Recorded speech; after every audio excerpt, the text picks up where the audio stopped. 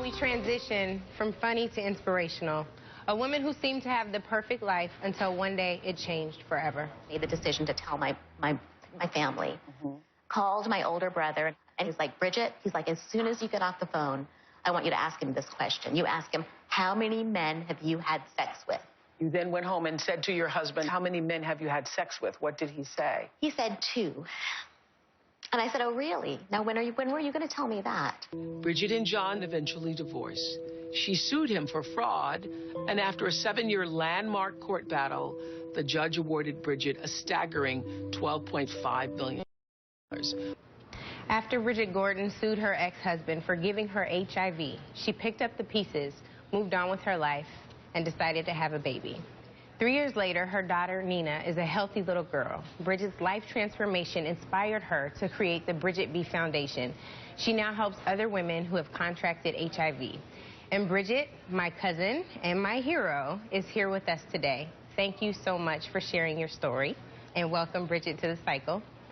Thanks, Angela. I'm Hi, so everyone. glad that you're here. So I wanted to just talk to you a little bit, Bridget, about how you picked up the pieces and what you would now tell women who have found themselves in that same situation, HIV positive, after living a fairy tale life. Well, I guess as I take a deep breath, the first thing is take a deep breath and start to look for help. That's the hardest thing, is figuring out what to do next. Look for help. Find a doctor who is an expert in HIV and AIDS, and start finding your way. And just remember that you can do everything that you wanted to do before you were diagnosed, which is what my doctor said, but I didn't believe her. But it's work. Bridget, after your diagnosis, you were depressed, and you say you had PTSD. I'm wondering how you got past that, if you actually have.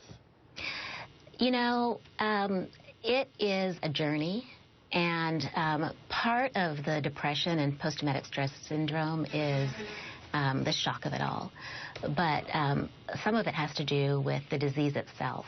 It depresses the immune system, but it also depresses your psyche as well.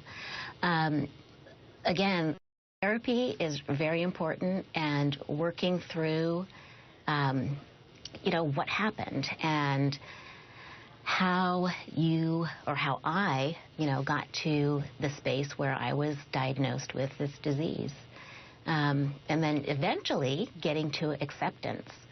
The fear that a lot of people have is the judgment and the stigma, and believing that you will not be accepted.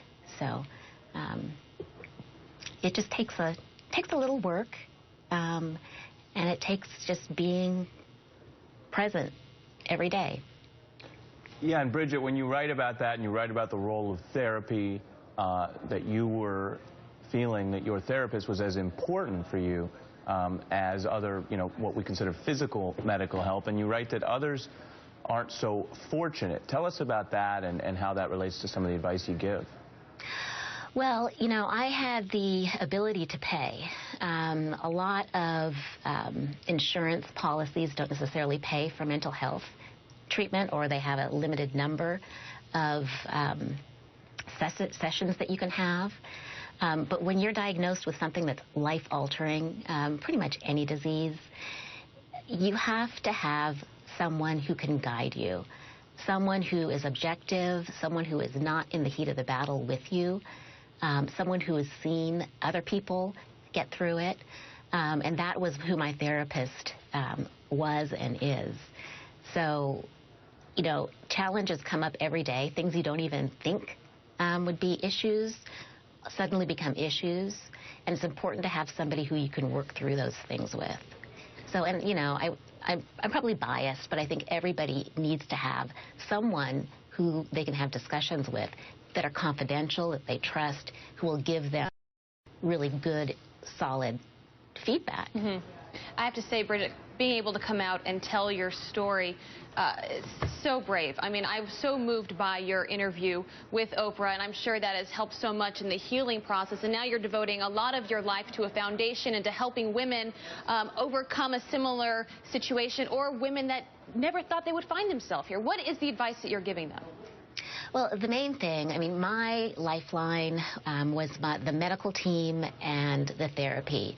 And eventually being able to be in acceptance and be comfortable with where you are and moving forward.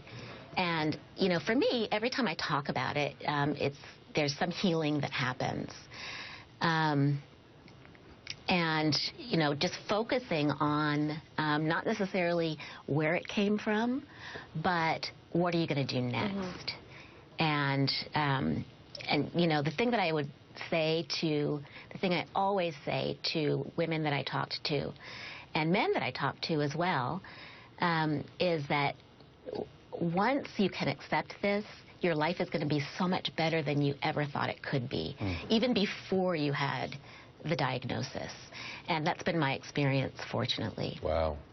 Well, Bridget, we thank you so much for joining us today. Please give Nina a hug and a kiss for me. I will, and she sends her love. So well, thank you so much, everyone. Thank you. It's my pleasure.